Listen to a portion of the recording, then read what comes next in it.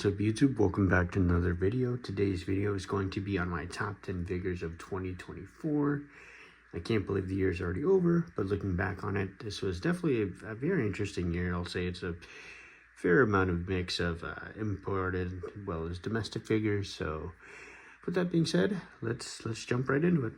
So starting off at number 10, we have the SHF Senkocho Seiho Kamen Rider Baron. The reason why this is not as higher on my list was just due to the issues that I had with my figure in particular. This figure was announced back in March, and I didn't receive it till October, so pretty much for almost the entire year, this was a figure that I was definitely looking forward to. And sadly, the kind of issues I came across really just, took it down for me, so to speak. I had issues with my lock seat feeling loose, and then the shoulder piece, or the whole chest piece just kept coming off. And then, with these characters that have such a bigger weapon, like these wrist joints or whatever, really just can't really hold the weight. And I get that most of these are part of like the gimmick, but I did also get Gaim, and he didn't have any of the problems.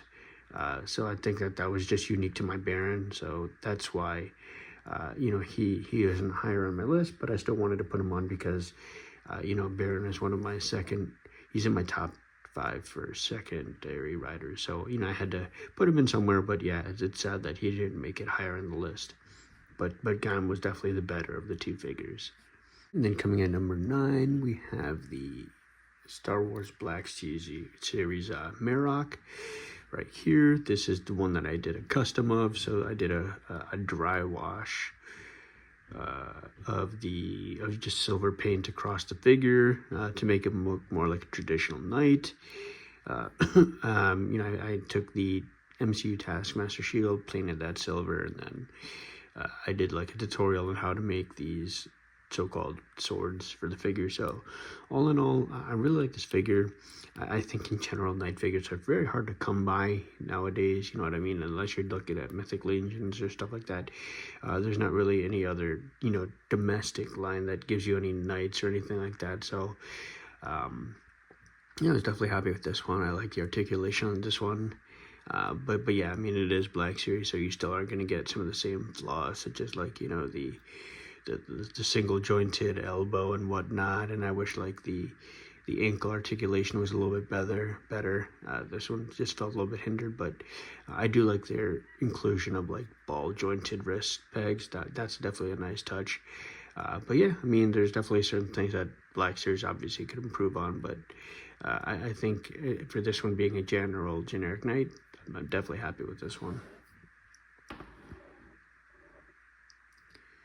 All right, and then coming in at number 8, we have the G.I. Joe Classified Infantry Soldier. This one is very cool. I'm not really a big G.I. Joe fan. I don't really know much about G.I. Joe like that. I've seen the movies here and there, whatnot, as well as a couple shows, but the reason why this one really gravitated to me was just how versatile he could be, you know what I mean? Like, he has a bunch of different accessories. You could, throw him in a display. Maybe, it's just like a regular generic soldier, and I think that's really cool. And of course, the added playability of being able to like switch his hands and the head, make a whole different character is really, really cool. So, I definitely like that. He's such a unique and, versatile figure. But yeah, I mean, it's definitely cool. Not a bad pick for the year. And then coming in at number 7, we have the Lightning Collection Minotaur. If you guys saw my review of this figure, you know how surprised I was at how good this figure was.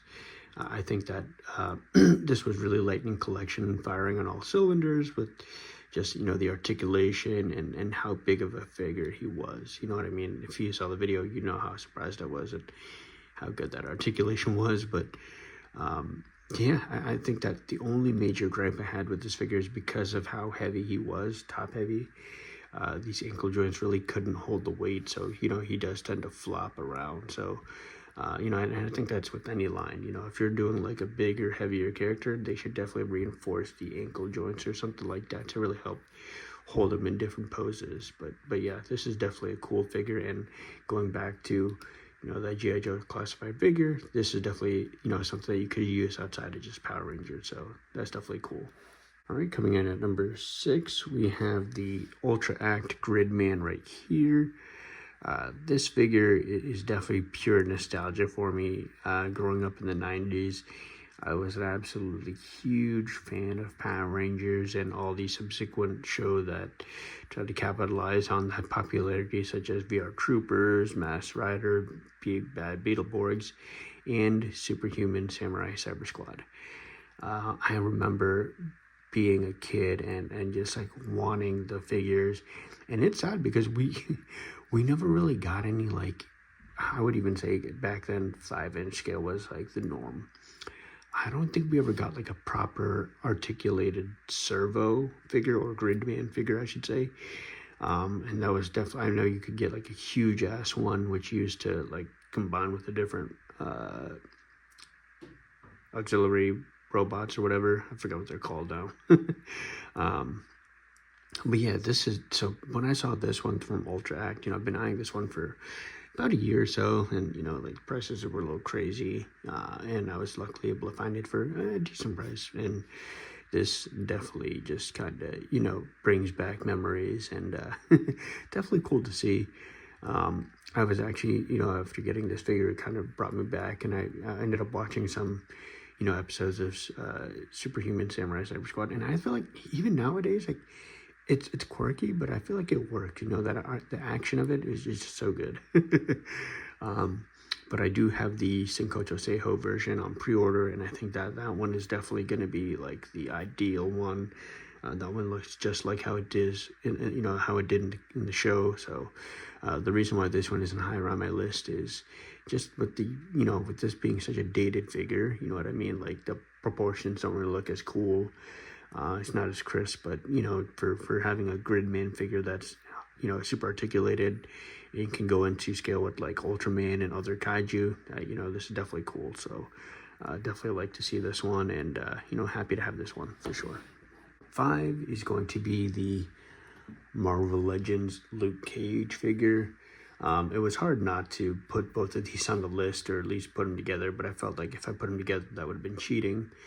But this figure itself was very cool. I think that this was one of the figures that a lot of people were surprised at, and you know, it's been a long time coming since we had a, you know, a good proper Luke Cage, and I feel that, like, when they gave it to us, you know, they did us justice by giving us, you know, an alternative head, and then these brass knuckles that, you know, say Luke Cage on them. My only gripe is that he didn't have more hand accessories. You know what I mean? Like, they gave us this open graspy hand, and they didn't do like a, you know, an alternative pair for the other hand. They gave him like a regular grippy hand, which is kind of weird. You know, for me personally, I'm all about, you know, symmetry and like having, you know, equal sets of hands. So I think that was a missed opportunity. But all in all, the size of the figure, the articulation, this is definitely perfect for Luke Cage, and I'm definitely happy to have this one. Coming in at number 4, we have the Marvel Legends Punisher Warzone Punisher Warzone 2-pack or something like that. This is basically the 2-pack with Bushwhacker. Yeah, I think it's Bushwhacker. Can't remember the name off the top of my head, but yeah, I think this one, or Punisher War Journal. I think that's the one. Yeah, Punisher War Journal. But yeah, this one is super cool because I like that they gave him the you know, the Vulcan body mold. I think it really, you know, I was kind of skeptical on it, but it definitely suits the Punisher. I will say that, you know, I did kind of cheat and add different accessories to mine to really kind of give that oomph. So, you know, I added this knife, which was from one of my, I think it was one of the G.I. Joe classified figures. But I put that on there, and he holds that just fine. I even gave him like this wrist gauntlet from G.I. Joe classified Roadblock 2. Give him more of that, like, kind of like a tech look armor. You know, like Punisher's all about his technology and whatnot. So I thought that'd be cool to kind of, you know, break up just the all black sculpt. Like he didn't have anything on the arms, and just like here, you know, it just looked kind of plain. So I think that this was a cool touch to be able to kind of make it just pop a little bit. And then for the head, I added this head as opposed to the other one just because I felt like this one I really like a lot more. So yeah, that's why I have this one on. But yeah, this figure itself is pretty cool. But again, going back to the, you know, the additional hands, it would be nice to get additional symmetrical hands. I like that they did give him a bunch of different hands, but I felt like that the two like pointy hands, or I guess that the 2-finger pointy hand really wasn't really necessary in my eyes. I mean, I don't really know how much use you'd get out of that figure or the hand. I would have loved to get another set of these open hands. So again, going back to Luke Cage, you know, just getting symmetrical hands would have been cool. Coming at number 3, we have the SH Figuarts Ultraman Orb Spacium Zeparion. This was the figure that, or the character that introduced me to Ultraman. When I first watched, it was the first Ultra series I ever watched, and so I really loved this suit. And he, you know, I gotta say, seeing this in person, definitely just did it justice for sure. Like, I love the way this figure looks. You know, the eyes with the reflecting of the light looks perfect. My only small gripe is just at the shoulder joints. And it's a small gripe, honestly, but like with how it is, you have to kind of be mindful of how you're going to bend in the arm. Because if you're not, it'll get trapped onto the little ridge. So you just got to like angle it and make sure that it goes in. There you go, kind of like so. So I mean, it's a small gripe. I love the accessories that he comes with. It's just that minor gripe with the arm articulation, but all in all, very solid figure, and you know, definitely a highlight. And I can see why that they're re-releasing this figure with just how good it is. And if you haven't gotten a chance to get it, I mean, with that re-release, the new generation stars, definitely pick it up. You will not be disappointed. So there you go. Coming in at number 2, we have the Marvel Legends Astonishing X-Men Wolverine figure. This was one of my figures that I was looking forward to as well this year. I really say that all the 85th anniversary Legend line was just absolutely fire. You know, I think that they had a lot of bangers on there. This one really, I was really looking forward to, just because of, you know, how good the character looks. You know, like this head sculpt is, I'm gonna call it the best Wolverine head sculpt that we have gotten so far on Legends. He just looks absolutely amazing. I love the, you know, the articulation scheme of the, you know, the torso with the crunch. That works really well. My only gripe is that he does not have movable shin articulation, like rotation. That was a missed opportunity. I don't know why they couldn't just throw that in there. I mean, what the hell? Like, that really kind of brought it down. But all in all, just like the look of the figure, the character, you know, even the hand accessories. Again, going back to Luke Cage and Punisher, they did give him asymmetrical hands too. So, you know, you're not going to have an equal set for each hand. But all in all, just the sheer look of this figure is amazing. And I'm definitely happy to have this one for sure. Right. And then now for my very, very, very top figure of the year. Hands down, it was the Marvel Legends Iron Fist right here. This character was one of my most anticipated, and I've been waiting a long time. I wouldn't say a long time, but you know, this was definitely a figure that, you know, I wanted us to get, and when they gave it to us, they did him right, and then some.